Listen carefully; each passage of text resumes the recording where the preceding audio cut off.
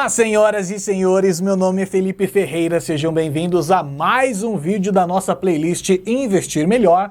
E este vídeo aqui é perfeito para você enviar para aquele seu tio que sempre te disse para comprar imóveis porque não tem erro. Afinal de contas, falaremos deles. Os fundos imobiliários, chamados também de FIIs, que hoje são a forma mais acessível e fácil de investir em imóveis, porque além de evitar burocracias e não precisar se preocupar com o inquilino, por exemplo, você deixa de arriscar 100, 500, 700 mil reais na compra de um único imóvel e entrega esse dinheiro na mão de profissionais que vão usar essa grana e a de outras pessoas para investir em vários imóveis tops ao mesmo tempo. Olha que legal! E sim, quando você compra uma cota de um FII, você se torna dono de uma parte de um imóvel ou de um grupo de imóveis. Fora que, se o imóvel receber aluguel, você recebe o percentual referente à sua cota investida, que são os famosos dividendos, e se quiser vender a sua parte do imóvel, é só apertar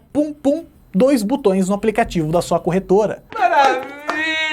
Porém, meus amigos, além de existir um método para escolher um bom fundo imobiliário, você precisa entender quais são os tipos de FIIs que existem e ainda o ciclo do mercado imobiliário. Eu vou explicar isso tudo no vídeo de hoje para que você descubra como ganhar dinheiro com esse negócio, só que antes, se inscreva no canal e dê aquele peteleco no sininho, porque toda segunda, quarta e sexta trazemos dicas excelentes para você economizar e investir o seu dinheiro. Agora sim, vamos lá!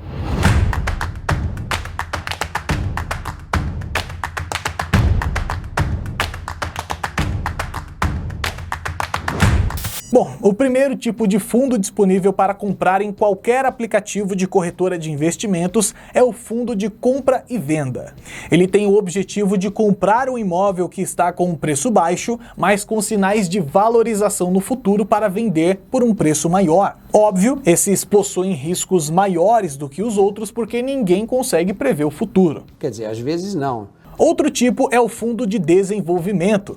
Esse aqui tem um objetivo semelhante ao de compra e venda, que é comprar terrenos para construir e vendê-los ou alugá-los no futuro. É um tipo de fundo que eu já tive na minha carteira, mas pessoalmente não gosto muito porque há muitos riscos de acontecer qualquer problema ou no gerenciamento da construção. Ih, rapaz... Já os fundos de papel, também chamados de fundos de recebíveis imobiliários, são praticamente uma renda fixa, porque eles pegam o investimento dos cotistas e compram títulos de crédito do setor imobiliário, como LCIs e CRIs, que você mesmo pode comprar sozinho pela sua corretora.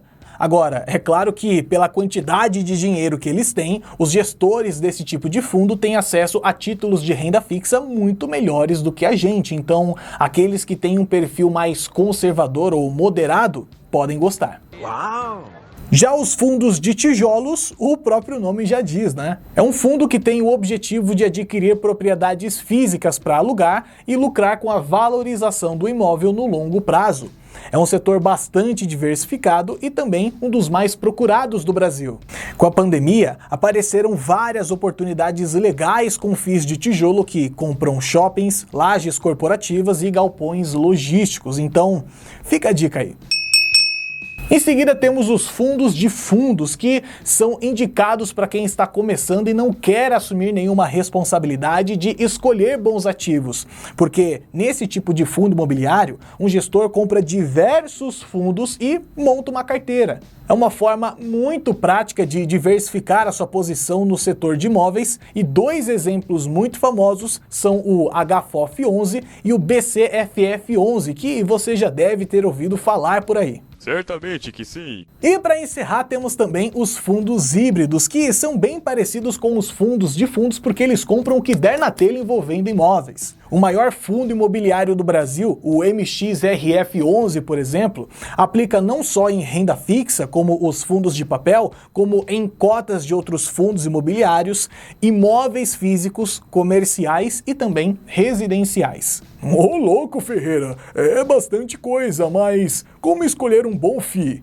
Então, Rufus, para escolher um bom fundo imobiliário é importante observar alguns indicadores que você pode tranquilamente encontrar no site fundsexplorer.com.br apenas digitando o código do fundo que você quer ver.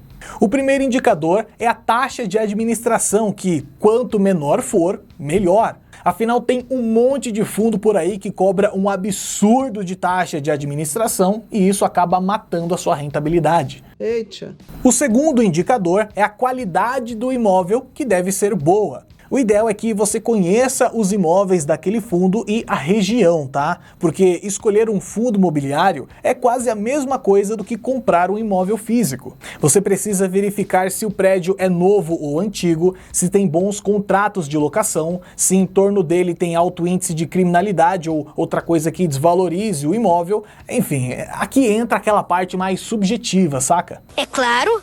O terceiro indicador é o Dividend Yield, que quanto maior for, melhor. Para quem não sabe, Dividend Yield é o termo em inglês para recebimento de dividendos. Porém, vale duas margens de segurança aqui. Porque você sempre deve usar o Tesouro Direto Selic como referência do tanto de retorno que você terá em relação ao risco. Afinal, se o Tesouro Selic, que é o investimento mais seguro do Brasil, está rendendo cerca de 8% ao ano, não faz muito sentido você comprar imóveis e se arriscar na renda variável para receber de 8% ao ano de rentabilidade para baixo, né? Por isso, você deve comparar não a renda fixa com os fundos imobiliários, mas o risco-oportunidade. Porque a taxa Selic deve ser uma referência para você buscar um retorno maior do que ela. Como no momento em que eu estou gravando este vídeo, estamos num cenário com uma taxa Selic a 7,75% ao ano, com uma perspectiva de ir a 9% ao ano, eu consideraria que um dividend yield interessante para fundos imobiliários seria de 9,5% ao ano a 20%.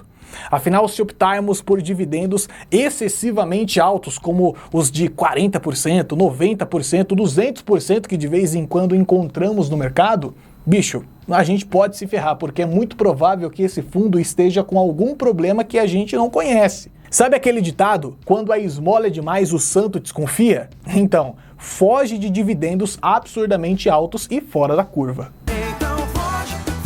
O quarto indicador é o de vacância, que quanto menor for, melhor. Os mais velhos devem estar acostumados com esse termo, né? Vacância. Só que ela nada mais é do que a taxa de desocupação de um imóvel. Por isso, quanto menor for a vacância, melhor, porque significa que aquele prédio, né, aquele apartamento tem bastante inquilino pagando.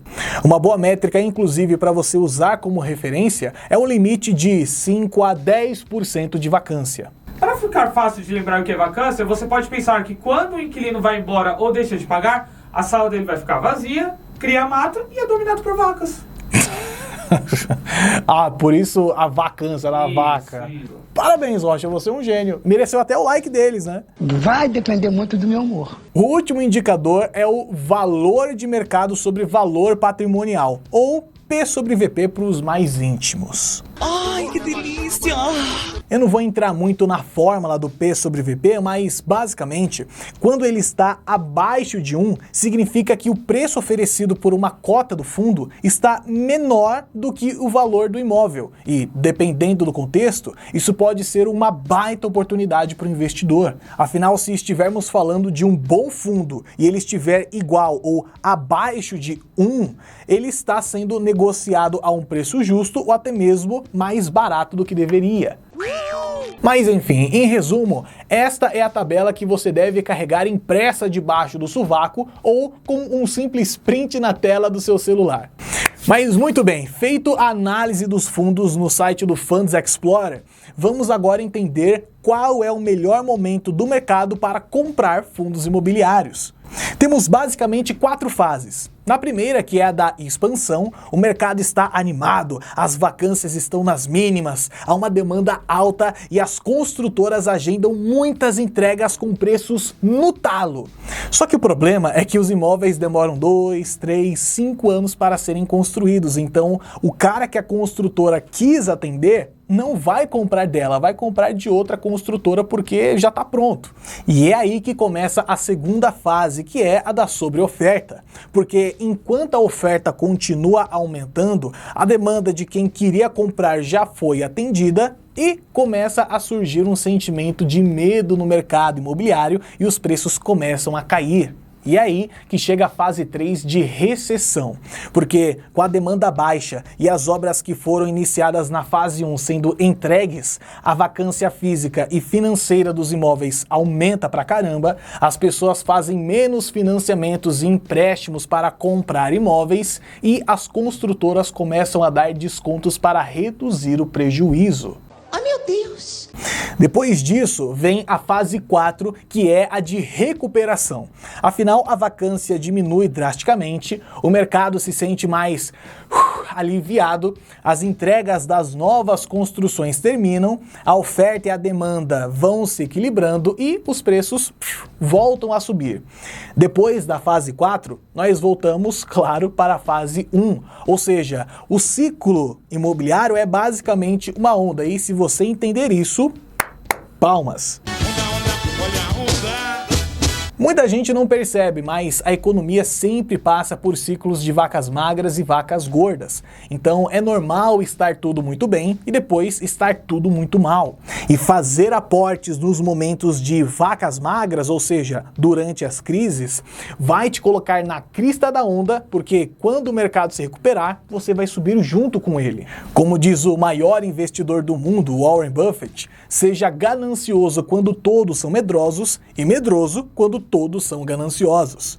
Na sua opinião, em que momento do mercado imobiliário estamos agora? Na fase 1, 2, 3 ou 4? Comente aqui embaixo o que você acha para eu saber se você entendeu como ganhar dinheiro com esse negócio.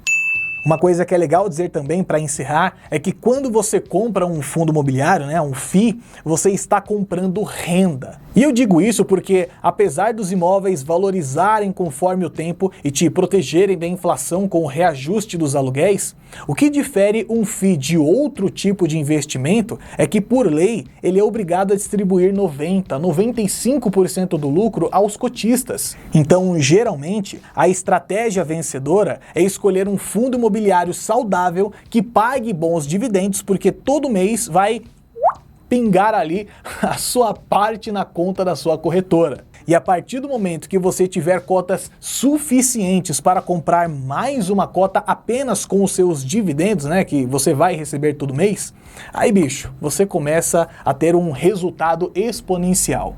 Então, atenção, viu? Não compre fundos imobiliários apostando na rentabilidade que você vai ter, porque isso é uma característica muito mais das ações e das criptomoedas. Ah, agora eu entendi! Se este vídeo agregou valor ou informação a você de alguma forma, compartilhe com alguém que você gosta, pega o link, joga lá no grupo da família, da escola, da faculdade, de quem você quiser, porque isso vai nos permitir continuar trazendo informações descomplicadas sobre finanças e economia para você. Aqui no canal tem muito conteúdo legal, por isso aproveita que você já está aqui e faça uma maratona, e eu te vejo no nosso próximo vídeo. Meu nome é Felipe Ferreira e tchau, tchau!